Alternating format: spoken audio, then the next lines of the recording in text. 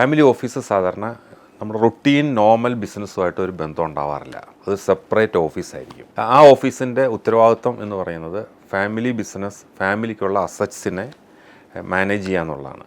അത് പ്രൊട്ടക്റ്റ് ചെയ്യുക, പ്രിസർവ് ചെയ്യുക, ഗ്രോ ചെയ്യുക. അതിനുശേഷം ഇത് റൈറ്റ് ടൈമിൽ ഒരു ഡിസിഷൻ വന്നാൽ അത് ഹാൻഡ് ഓവർ ചെയ്യുക. അതാണ് അതിൻ്റെ മെയിൻ പർപ്പസ്. ഇതുകൂടാണ്ട് അവർ ചെയ്യാറുള്ള കാര്യങ്ങൾ എന്താണെന്ന് ചോദിച്ചാൽ, ഈ നമ്മൾ ബിസിനസ് വളർന്ന് പല സെക്ടേഴ്സിലും സ്പ്രെഡ് ചെയ്ത് പല സ്ഥലങ്ങളിലും കിടക്കുന്ന ഓഫീസുകൾക്ക് ഒരു സപ്പോർട്ടീവ് മോഡലാണ് ചെയ്യാറ്. ഒരു ഫാമിലിയിൽ ഇപ്പോൾ ഒത്തിരി മെമ്പേഴ്സ് ഉണ്ടാവാം, അതിലെല്ലാവരും ബിസിനസ്സിൽ ഇൻവോൾവ് ചെയ്യണമെന്നില്ല.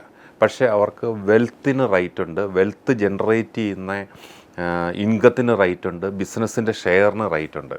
പക്ഷേ അവരൊക്കെ ചിലപ്പോൾ ഒരു ബന്ധവും ഇല്ലാത്ത സ്ഥലത്ത് പുറം രാജ്യങ്ങളിലൊക്കെ ആയിരിക്കും വർക്ക് ചെയ്യണേ, പ്രൊഫഷണലി വേറെ ക്വാളിഫൈഡ് ആയിരിക്കും.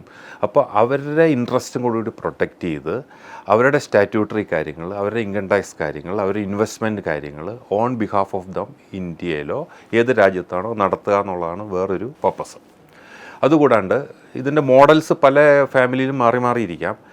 ചില ഫാമിലി ഓഫീസുകളിൽ പ്രൊഫഷണൽ സെറ്റപ്പും കൂടെ വരും. അതായത് ഫിനാൻസ്, അക്കൗണ്ടിങ്, ലീഗൽ, HR അങ്ങനെയുള്ള ഹെഡ്സ്, ഒരേ ഡിപ്പാർട്ട്മെൻറ്റ് സീനിയർ ആൾക്കാർ, വൈസ് പ്രസിഡൻറ്റ്, അതിൻ്റെ മുകളിലേക്കുള്ള ആൾക്കാരും അവരുടെ ഓഫീസുകളും ഉണ്ടാവാം.